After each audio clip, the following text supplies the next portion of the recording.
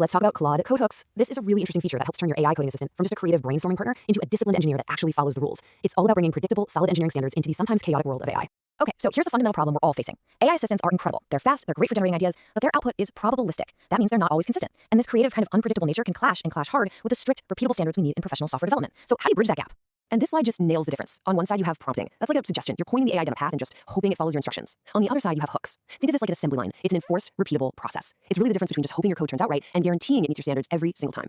So what are they, really? At their core, Claude code hooks are actually pretty straightforward. They are user-defined shell commands. You get to write them and tell them exactly when to run at specific predictable points in the AI's workflow. And just like that, you turn your instructions from a simple suggestion into a reliable, automated action.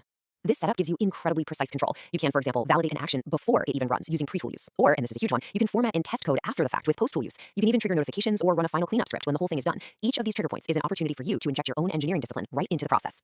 Let's look at probably the most common way to use this, automatic code formatting. With a post-tool use hook, you can set it up to run a formatter, say prettier or black, every single time Claude edits a file. What does that mean? It means all the AI-generated code instantly conforms to your project's style guide. The code base stays clean, and you don't have to lift a finger.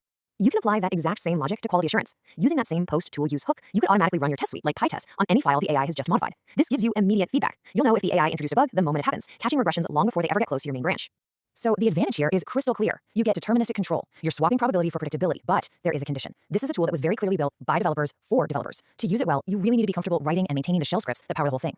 And you have to know, this kind of power comes with some serious risks. Because hooks are just executing shell commands, they run with your full user permissions. A badly written script isn't just a bug. It could open up a major security vulnerability. You have to treat your hooks like production code, validate your inputs, sanitize data, and just be aware that you're adding another layer to your project that's going to need maintenance and debugging.